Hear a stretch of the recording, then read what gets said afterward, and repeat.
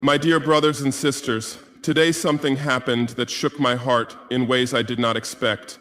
A moment so pure, so innocent, that it reminded me why I fight, why I speak, and why I stand before you today. I was speaking to a gathering like this, and suddenly a little girl, maybe 8 years old, stood up, holding a small notebook in her hand. She looked at me with eyes that carried no fear, no hate, only innocence and truth. And she asked me, with a voice as soft as the wind, a question so profound that for a moment I was silent. She said to me, "President Traoré, who is Jesus to you?" And my brothers and sisters, when that question reached my ears, the world seemed to pause. Time itself slowed. The air grew heavy, like the weight of her words had stolen the wind from the room. I could no longer hear the hum of the microphones, the shuffling of papers, the restless murmur of the audience. The cameras, they stopped flashing, as if the lenses themselves were stunned. The whispers, those endless whispers that follow a leader everywhere, fell silent like raindrops frozen in midair. Every sound faded, every noise disappeared. It was as if the earth had stopped spinning just for that one voice, that small, innocent voice. Her question did not just enter my ears, it pierced my soul. It shook the foundations of my heart, and in that silence I could hear it. Not the applause, not the speeches, not the noise of this world, but the echo of her words, ringing like a bell inside me. Who is Jesus to you? Do you understand the weight of that, my brothers and sisters? In a world where people ask for power, for money, for favors, for promises, this little girl did not ask for anything but truth. She did not ask about politics. She did not ask about war. She asked me about the essence of my soul. She asked me about love. We just witnessed a powerful moment, a little girl asking a question that silenced an entire hall. This isn't just politics, this is humanity at its purest form. And in that moment, I saw her standing there, tiny, fragile, yet holding the strength of 1,000 storms in her eyes. Her fingers clutched that little notebook, her knuckles white with nervousness, and yet her voice, steady, fearless, pure. The kind of purity this world tries to kill every day. I looked at her and I saw more than a child. I saw hope. I saw the reason we fight. I saw the reason we resist, because what is leadership if not for children like her? What is freedom if not for souls like hers to grow without fear, without lies, without chains? That question was not just a question. It was a mirror. It forced me to look inside myself, beyond titles, beyond speeches, beyond the weight of a nation on my shoulders. It stripped away the uniform, the medals, the power, and it asked, "Who are you when the lights go out? Who are you when no one is watching?" And my brothers and sisters, I tell you, for the first time in a long time, I felt small, not because I was weak, but because I stood in the presence of truth. Who is Jesus to me? That question, my brothers and sisters, is not a question for the lips. It is a question for the soul. It is not answered by intellect, by debate, by politics. It is answered by the heart and by the scars it carries. Who is Jesus to a man who has seen war and peace, to a man who has seen villages burned to ashes, children crying where laughter should have been, mothers digging graves for sons who never reach manhood? Who is Jesus to a man who has seen rivers of blood flow, not because of nature's fury, but because of man's greed? When you have stood where I have stood, when you have seen bodies without names, when you have smelled the smoke of lives turned to dust, you begin to ask yourself, what is hope? What is light? What is meaning? And then you hear his name, Jesus. A name that carries no sword, yet breaks chains. A name that does not roar like thunder, yet calms storms. A name that whispers in the chaos, peace, be still. Who is Jesus to a man who has seen betrayal and loyalty? My brothers and sisters, in leadership, you learn something quickly. Betrayal is not a stranger. It is a shadow. The closer you walk to the sun of power, the longer the shadow grows. I have seen men I called brothers sell their honor for gold. I have seen friends trade trust for titles. And in those moments you wonder, is loyalty a myth? Is love just a word? But then I remember Jesus, how he chose 12, how he walked with them, taught them, loved them, and yet one kissed him for silver. One denied him 3 times before the rooster crowed, and still, Jesus did not curse them. He did not raise armies to destroy them. He forgave. He washed their feet before they betrayed him. Do you understand what kind of love that is? Who among us can love like that? I cannot, but Jesus did. And so, who is Jesus to me? He is proof that love is stronger than betrayal. He is proof that mercy is stronger than judgment. He is proof that even when men fail you, God does not. What is Jesus to a man who has seen death and life? I have held the hands of men as their last breath left their bodies. I have buried soldiers who died believing they fought for a better tomorrow. I have stood at graves so fresh the earth was still bleeding, and every time, death whispers the same lie. This is the end. But Jesus broke that lie. Jesus stood before a tomb and said, "Lazarus, come forth." Jesus himself tasted death and then shattered its teeth. And that, my brothers and sisters, is not just a story. That is a promise that death does not have the final word, a promise that the grave is not the end of the road, but the beginning of eternity. Who is Jesus to a continent struggling to stand? Africa, my mother, my land of kings and queens, turned into a land of beggars by those who bled her dry, a land rich in soil, rich in culture, rich in spirit, yet poor because others stole her wealth and chained her children. Who is Jesus to Africa? He is hope when the world calls us hopeless. He is dignity when they strip us of pride. He is freedom when they call us slaves. Because Jesus was not born in a palace, he was born in a stable. He was not wrapped in silk, but in swaddling cloth. He did not dine with the mighty. He walked with fishermen, with the poor, with the outcasts. That means something to us. That means our worth is not measured by gold, not by crowns, not by thrones, but by love. That means the last can become first, the forgotten can become chosen, the oppressed can rise. And what is Jesus to a world drowning in greed? Look around you. Nations fight not for peace, but for profit. Corporations feed on hunger like vultures on corpses. They destroy forests for wealth. They poison rivers for gain. They trade human lives like commodities on a market. This world worships money as if it were God. And yet Jesus said, "What does it profit a man to gain the whole world and lose his soul?" My brothers and sisters, we have gained technology but lost humanity. We have gained luxury but lost simplicity. We have gained weapons but lost peace. And in this desert of greed, Jesus is the oasis. Jesus is the voice saying, "Life is more than what you own. Blessed are the poor in spirit. Blessed are the merciful. Blessed are the peacemakers." His words cut through the noise like a sword of truth. And what is Jesus to a humanity desperate for hope? He is not just hope, he is the source of it. Because hope built on men will fail. Hope built on systems will collapse. But hope built on love, on truth, on sacrifice, that hope never dies. That is why 2,000 years later, tyrants have fallen, empires have crumbled, ideologies have burned to ashes. But the name of Jesus still lives. Why? Because his kingdom was not built on fear, but on love. And love cannot be killed. My brothers and sisters, who is Jesus to me? He is the question that humbles me. He is the answer that strengthens me. He is the compass that keeps me from losing myself in the wilderness of power. He is the voice that whispers, when the world tempts me with crowns, what does it profit you if you lose your soul? He is the mirror that shows me that greatness is not in ruling over others, but in serving them.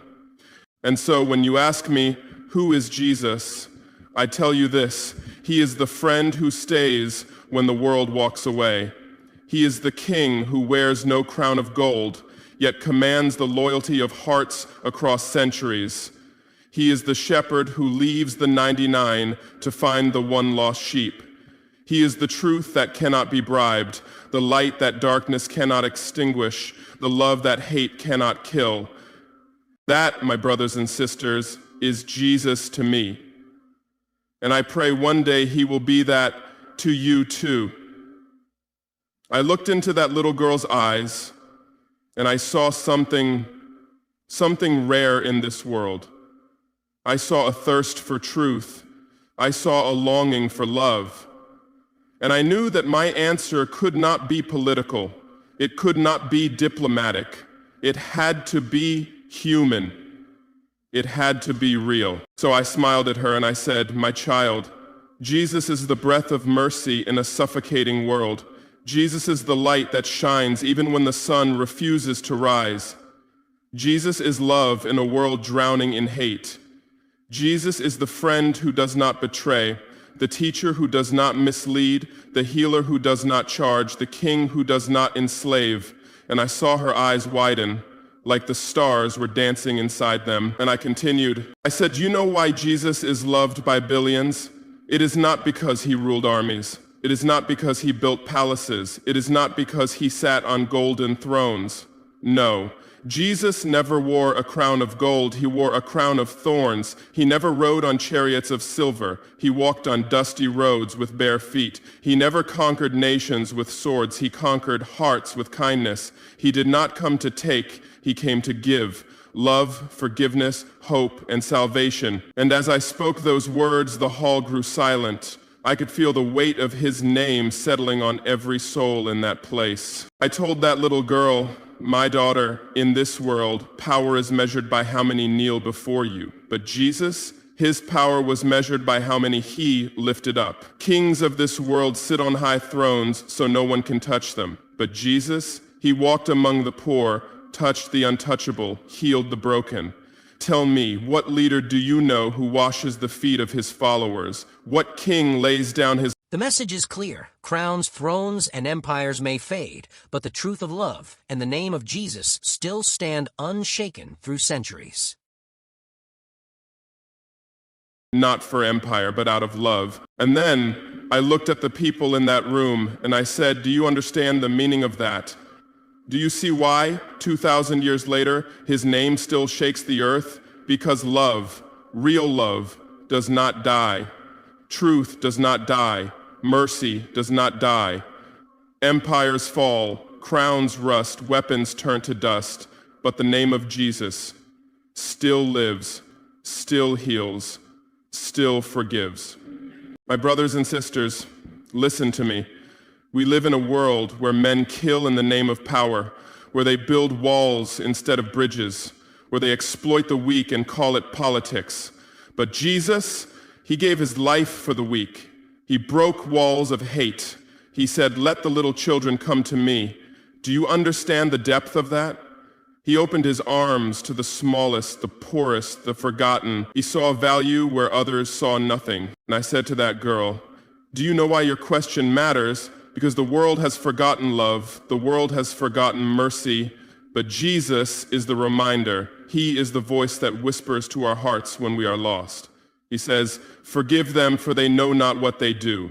Who else says that? Tell me who forgives while nailed to a cross, who prays for his enemies as they kill him. That is love beyond human understanding. That is love, because who is love? Who prays. And when I said this, I saw tears in the eyes of people who thought they were strong, men who carry guns, women who have buried their children. They cried not because of my words, but because deep inside every soul longs for that kind of love, a love that does not betray, a love that does not end. I continued, "My brothers, my sisters, if the world lived like Jesus taught, would we have hunger? Would we have war? Would we have oppression? No, because Jesus did not teach hate. He did not teach greed. He did not teach division. He taught love your neighbor as yourself. He taught blessed are the peacemakers. He taught blessed are the peacemakers. If leaders understood that, we would not see nations burning. If corporations understood that, we would not see children starving while vaults overflow with gold. If every human understood that, this earth would be a paradise. I looked back at that little girl and I said, Jesus is not a story. He is not a holiday. He is not a painting on a wall.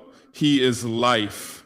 He is truth, and truth does not age. Truth does not die. And then I asked her, do you know why I fight? Do you know why I stand against those who exploit my people? Because I learned from men like Jesus. I learned that silence in the face of injustice is betrayal. I learned that life without love is death in disguise. I learned that the greatest power is not in weapons, but in hearts that refuse to hate. And I could see her little lips trembling like she wanted to say something but could not. So I bent down, took her hand, and said, never let this world make you forget Jesus. Not because of religion, not because of ritual, but because of his love, because of his truth, because of his light. My brothers and sisters, when that moment ended, I realized something. The question of that child was not for me, it was for all of us. Who is Jesus to you? Is he just a name in a book, or is he the compass of your soul? Is he a memory, or is he a living truth in your actions? Because if he is only a story, then the world will keep bleeding. But if he is a guide, then there is hope. And so I told everyone in that hall, do not speak of Jesus if you cannot live like him. Do not praise his name while hating your neighbor. Do not build churches and forget the poor. Do not shout, Lord, Lord, and then oppress the weak. If you love him, live him, because his message was simple. Love God, love people, everything else is noise. And that, my brothers and sisters, is the truth. That is why, when a little girl asked me about Jesus, I could not give her politics. I could not give her empty words. I had to give her my heart. Because Jesus is not theory. Jesus is not debate. Jesus is life. Jesus is love. And love is the only power that will never fall. Remember this, my brothers and sisters. One day, every throne will be empty. Every single one. The golden chairs of kings, the high seats of presidents, the mighty offices of power. Silent, abandoned, covered in dust. And that's why this speech matters, because if a world truly lived by love, justice, and mercy, then wars would end, greed would die, and humanity would finally rise together. Justice unfolded. The palaces that men kill to sit in will become ruins for tourists. The crowns that glitter under the sun will turn to rust. Thrones do not last forever. No matter how high you sit today, tomorrow the ground will claim you. And not just thrones. Every empire will vanish. The empires we read about in books, the Romans, the Persians, the great dynasties, they were once so powerful that people thought they would last forever. But where are they now? Broken statues, forgotten languages, stories in history classes. And the empires of today, the nations that think they own the world, the corporations that think they can buy everything, they too will fall. The wealth they hoard will rot. The buildings they build will crumble, and every name will fade. Even the names carved in stone will erode. The names sung in anthems will become whispers in the wind. Do you understand what I am saying? There is no name that time will not erase, except one. The name of Jesus, that name does not belong to time. It does not bow to history. It does not age. It does not rust. It does not fade. That name lives in the hearts of billions. That name is written not on stone, but on souls. And that, my brothers and sisters, is why it echoes through eternity. Because Jesus was not a king who ruled by fear. He was not a conqueror who marched with armies. He was a servant who washed the feet of his followers. He was a shepherd who left the 99 for the one. And because of that, his name carries a power that no weapon can destroy, no empire can silence, no time can erase. Crowns break, crowns fall when heads fall, but love does not break. Love is eternal, and Jesus is love. Pure, uncorrupted, unconditional love. A love that does not ask, "What can you give me?" but asks, "What can I give you?" A love that does not demand thrones but sacrifices itself on a cross. A love that forgives even while bleeding. Do you understand how deep that is?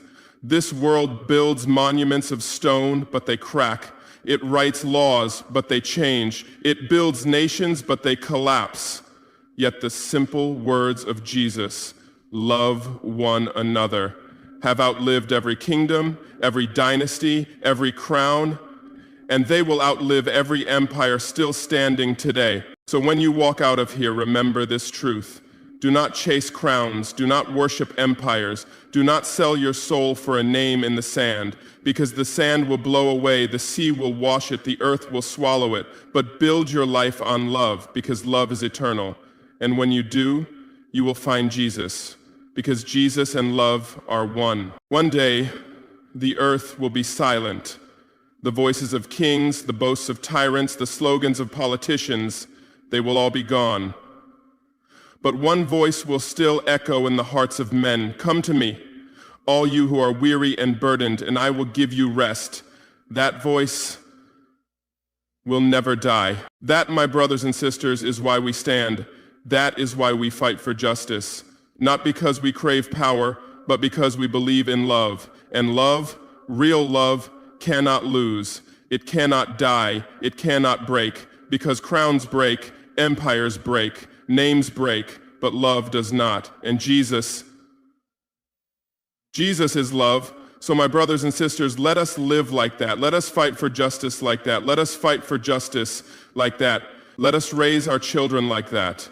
Because if the world ever understands what Jesus truly stood for, then wars will cease, hate will die, and humanity will finally be free.